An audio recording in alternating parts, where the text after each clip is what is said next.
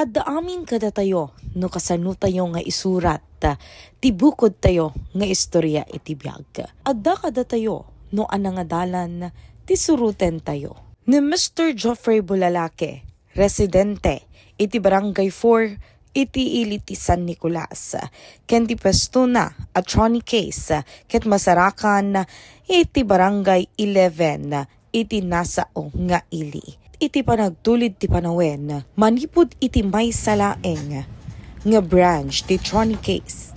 Imad ado daytoy, ingana nga nagbalin a 9 branch, pakairamanan ti main branch na iti Barangay 11, San Nicolas. Ni Mr. Bulalake, ket saan nga nakapaggraduar ti kolehyo, ngimga po, ti determinasyon ken diskarte na, ket na ipatakder na, ti Trony case. Tiray ito yabigat ti Domingo, intay amwen, ti kabuuan na ti istorya, ti panagnegosyo ni Mr. Geoffrey Bulalake, ti makinbagi ti Trony case, parts and repair shop.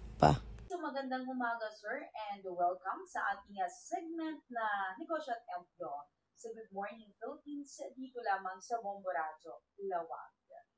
Good morning, Kabombo. Bali, ako po si Geoffrey Bulalake, ang may-ari at founder ng Trony Case po. Itong Trony Case po ay bali, ang mga in-offer nating service, ma'am, cellphone repairs, accessories, yung mga casing, ma'am, battery, and then marami pa po tayong ibang in-offer, ma'am. Okay sir, so paano po natin sinimulan si Trony Case? Trony Case, ma'am, bali, pangarap lang muna to eh, hindi naman natin, ma'am. Bali, nagsimula kasi ako as a promodizer sa Robinson. Bali, sa mga cellphone po ako, mga tawag sa amin doon is yung mga nagbebenta ng phones. So, Vivo promoter po ako dati. Pero kasi ma'am, hilig ko rin talaga yung mga gadgets. Kaya, yon naisipan ko kung pwede ko rin kaya sigurong simulan. So, nag-start po ako sa isang maliit na pwesto sa mall. Sa Robinson nga po, yun yung pinag-startan natin. And then, tumagal, may ups, may downs, ganun po yung nangyari sa business natin. Ganun po.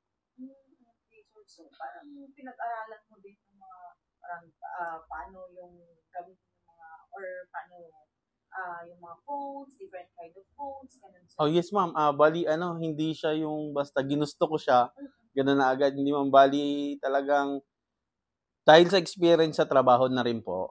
Oo. So, namulat na ako dun sa ganun. Sinimulan ko siya sa pagtitinda ng mga tempered glass casing. Dun po ako nagsimula. And then, pagdating po sa pag-repair, bali, hindi tayo ganun katagal na. Pero, sumasabay na po tayo sa iba. Bali, ang pagre-repair naman namin, ma'am, nag-training kami. So, may mga in-attendance ako na mga trainings. Kaya, dun kami natuto. And then, meron na rin kami mga NC3, ganun ma'am. So, lahat kami, naka-NC3 na po kami, ma'am. Ganun So, po siya. bali, gaano katagal ka na sa ganito business? Actually, ma'am, nag-start from, ma'am, 2018. JEJ, mga accessories pa lang po yon. Pero yung repair po kasi namin since 2022. 2022 lang po siya. So, 3 years na kami nung July po sa repair. So, doon naman po kami mas nakilala pagdating sa repair po.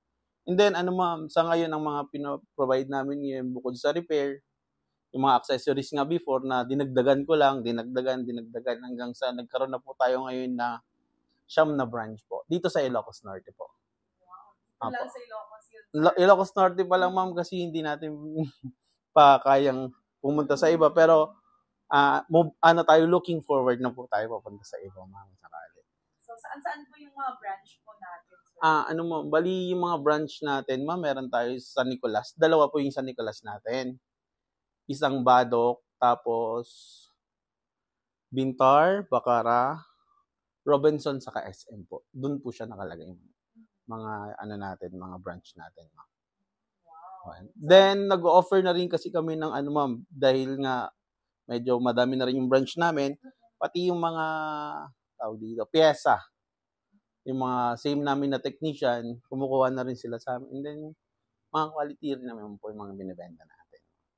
So, paano natin, sir, napapanatili yung quality ng services natin at lalo na dumami yung branches natin, meaning, or ibig sabihin, dumami din yung ating mga suki. Yes po. Bali, ano siya, ma'am ang nangyari, yung sa galing, hindi kami yung pinakamagaling, ma'am, pagdating sa service ng repair. Pero, ma'am, yung puso namin nandoon. Pag once na may nagpagawa sa amin at hindi namin magawa, kung ano yung pwede naming i-offer talaga na kunwari, let's say, hindi talaga siya kaya pero may ganitong kailangan para magawa yon, binibigay namin, ma'am. Either, tapos, pag meron po kasi mga customer, hindi po naiiwasan yung may mga complaints, minsan na ba't ganito, ganyan. Hindi namin tinatalikuran ng customer namin, ma'am. So, kung ano yung pwede naming gawin, kahit minsan, wala talagang kita, walang tubo. Pero, ang gusto ko talagang maibigay sa customer, ma'am, satisfaction. Pero, hindi naman talaga natin nabibigay lahat yun. Pero, talagang yun yung ini-aim ni Tronicase na, ma'am, lahat ng mga customer namin, masasatisfy sila. Kaya, paulit-ulit, babalik at babalik sila sa amin, ma'am. Yun po yung ina-aim talaga ni Tronicase, ma'am. Kaya, ngayon, marami na rin naman po tayong mga customers na nagtitiwala sa atin, hindi namin pinapabayaan po yun, ma'am. Yun naman yung importante. Diba? Yes po. Kasi once na tinalikuran natin yung customer natin, ma'am, ano po yun babalik at babalik sa na parang bad na sila records. Pero ginagawa namin kung talagang hindi kaya, kakausapin namin. Pero yun ang pagdating sa mga repair, ma'am. Pero pagdating sa accessories, wala po talaga magiging problema. Service po kasi yung repair. Kaya meron talagang hindi kaya, meron kaya, pero ginagawa namin yung best namin and then binibigay namin kung ano yung pangailangan ng customer namin po. Challenges sa inyo, while putting up and then habang dumadami yung branches, sir? Challenges, ma'am, yung pinaka-challenges talaga, ma'am, is yung pag-handle ng tao. Kasi ako, as a owner, yung puso ko, 100% sa negosyo. Pero, ganito ang maganda. Nakakuha ko ng mga tao ko na ang ano rin nila is in-explain ko sa nila kung ano yung aim ko, binibigay din naman nila yung best nila, ma'am. So, and then, karamihan ng mga kinuha ko, yung mga bata pa siya. Yung mga fresh graduate. Kasi iba yung ma'am, iba yung galing ng mga kabataan ngayon compared sa natin. Magagaling din yung mga natin, mga batch natin or what. Pero, yung mga bata ngayon, Gen Z na tinatawag, ma'am, iba yung mga idea nila, ma'am, magagaling po sila. Lalo pagdating sa social media, doon po kami nagma-market din kasi talaga na, ma'am. And then, yun, kailangan mo lang din, tutukan yung mga bata na yun. Kasi once na natuto talaga rin sila, ma'am, blessing sila sa company. Dating ako. And then, pagdating sa mga, ma'am, bigay lahat ng mga kailangan nila, kung ano yung mga dapat bang gawin.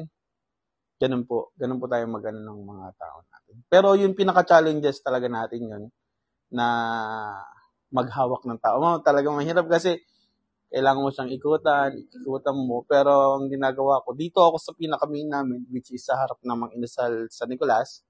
Dito ako nananatili. And then, may mga date or time na pumupunta ako talaga nag-round po ako para at least makita ko kung ano yung kulang, ano yung dapat ayusin. Ganun po. So, may mga time din na parang walang mga customer, meron din yung talagang dagsakan. Oo. Ma'am, pagdating sa customer, talagang meron din time na actually, this August and then last week ng July, medyo humina po talaga tayo.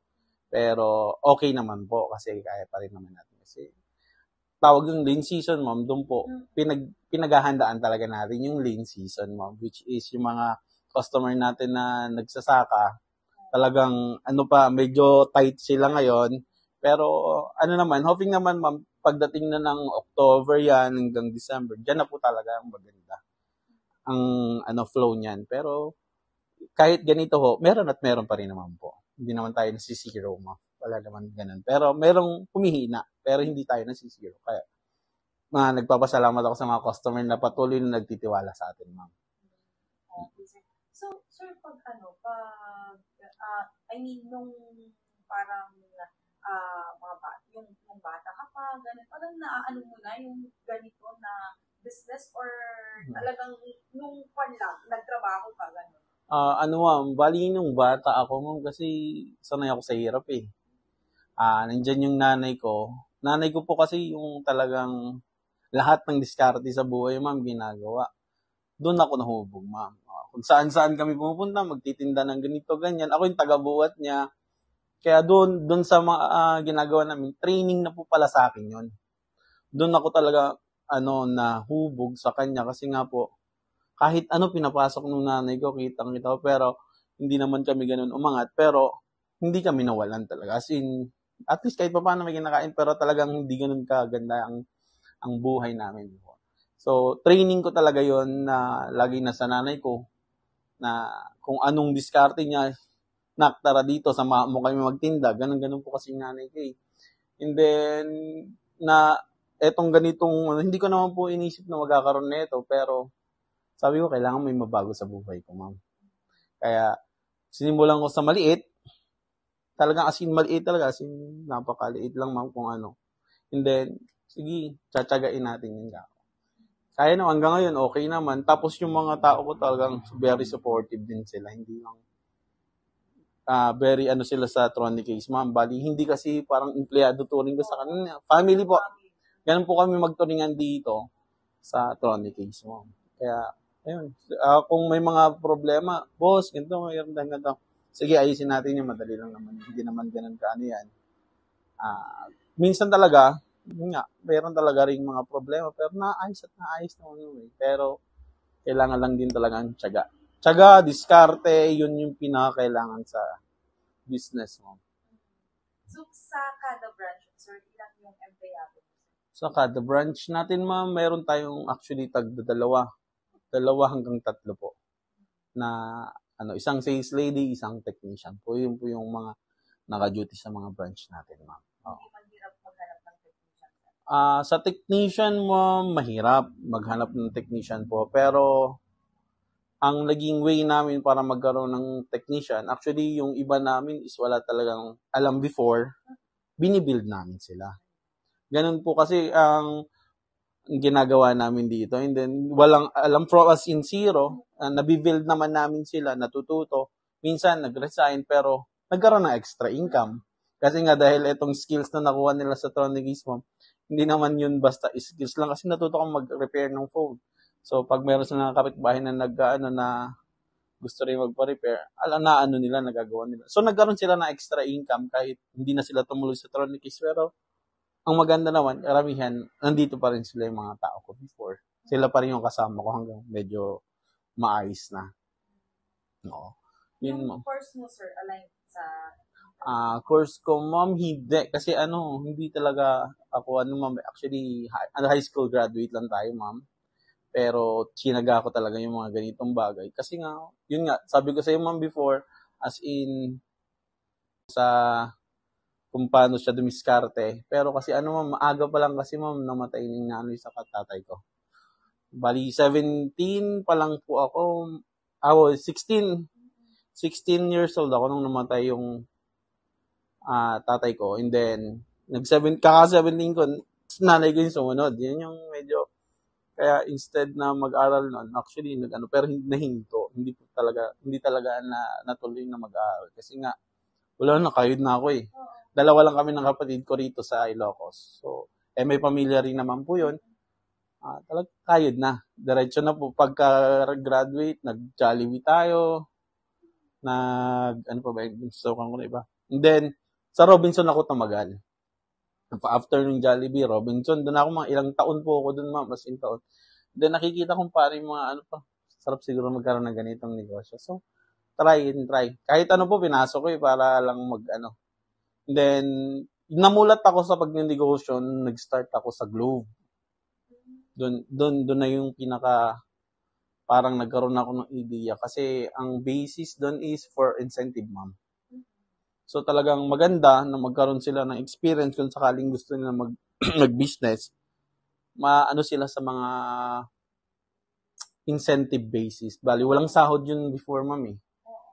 Tsatsagain mo. Pero maganda, pag natsaga mo, kasi malaking incentive o commission. Doon ako, kita naman kahit pa paano, maabot ako ng 30 to 40K nun eh.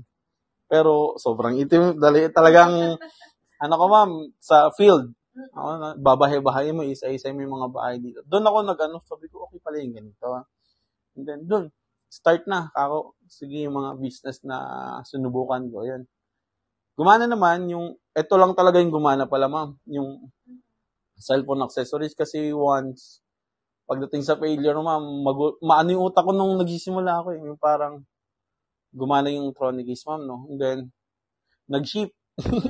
Nagkaroon ng pagkakataon na kumuha ako ng kiosk sa Robinson din. Food siya.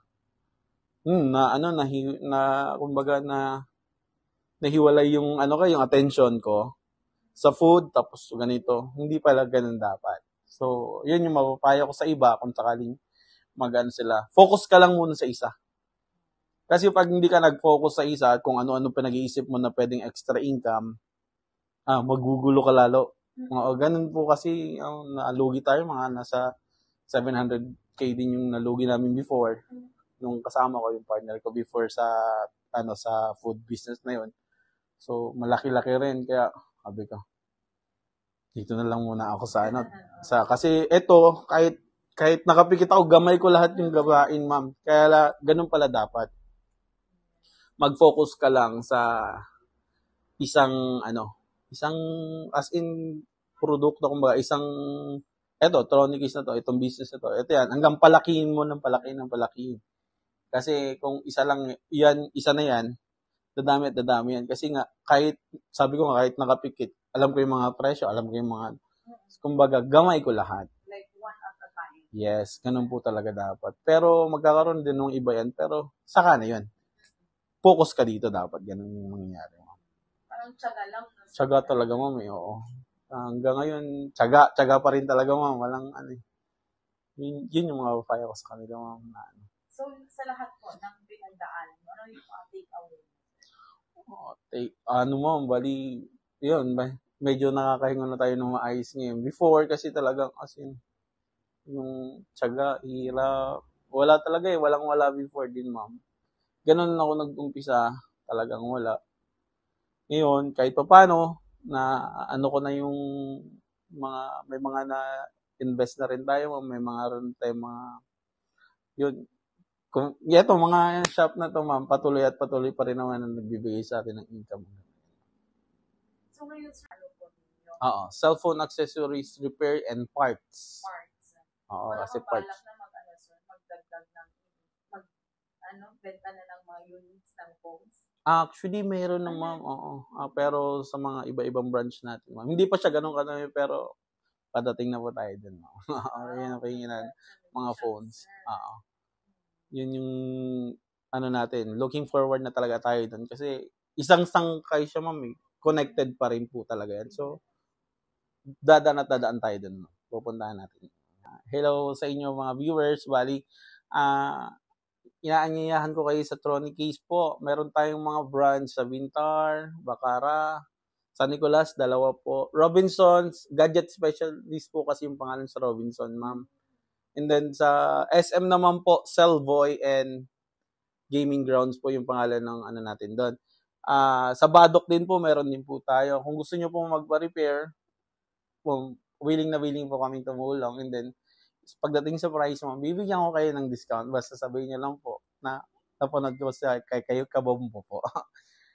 Yung pahingihan natin. Ni Mr. Joffrey Bulalake, may samanen na kariti mang paneknek. Asaan alaped ti kinarigat ti panagbiag, makalipas ka man ti panagbasa wenno saan ket agbalin ka nga balaigi iti panagnegosyo no adda ti determinasyon mo ken nagkastapay nga panagtalek mo iti bagbagim ken iti apo. Daytan mga kabombo, tinagaduan ti segment tayo negosyo at empleo iti Good Morning Philippines. Dayta ti pagayam yo Bombo Janice Madamba, and this is Bombo Radio Philippines, the #1 and most trusted source of news and information. Basta Radio, Bombo. Good morning, Philippines. Good morning, Philippines.